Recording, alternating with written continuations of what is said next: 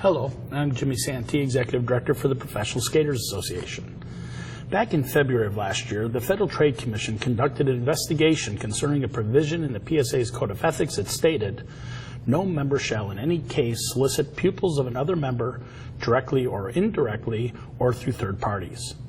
The FTC alleged that this provision in the Code of Ethics violates the Federal Trade Commission Act because it unnecessarily restricts members of PSA from competing for skaters, thereby depriving those skaters of the benefits of competition among coaches. Pursuant to an agreement between the FTC and the PSA, the previous ethical rule has been discarded. Consistent with this presentation, the previous restrictions on solicitation no longer apply. The FTC alleged that the PSA was acting in an anti-competitive practice called horizontal conduct. It is illegal for businesses to act together in ways that can limit competition, lead to artificial prices, or hinder other businesses from entering the market.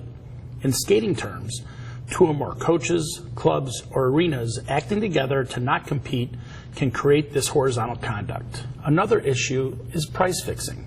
Price fixing is an agreement, either written, verbal, or inferred from conduct, among competitors that raises, lowers, or stabilizes prices or competitive terms. When consumers make choices about what products and services they buy, they expect that the price has been determined freely and on the basis of supply and demand, not by an agreement among competitors. In response to the decision and order by the FTC, the PSA agreed to change two of its rules. The first rule is number 2. It now reads as, "No member shall represent themselves using false or deceptive statements intended to mislead."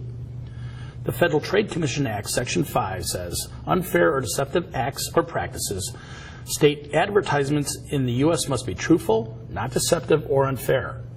The FTC defines deceitful statements as those that are likely to mislead consumers who under normal circumstances are going to make a different decision.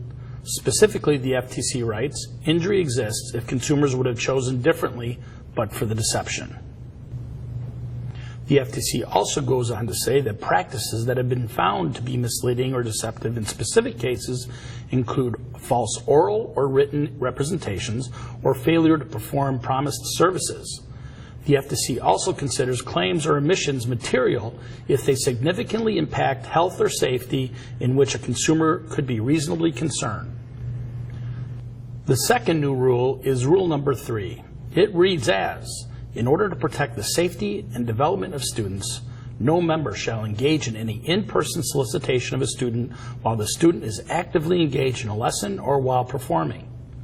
Performing means skating or preparing to skate in an event at an arena in a test, competition, or exhibition, and includes meeting with coaches, locker room time, practice skating, and warm-up skating. This does not, however, preclude a coach from discussing various issues with the parents. If you have any questions, please feel free to email me at jsantee@skatepsa.com or call 507-281-5122. Additional information can be found on the ethics page at www.skatepsa.com. Thank you.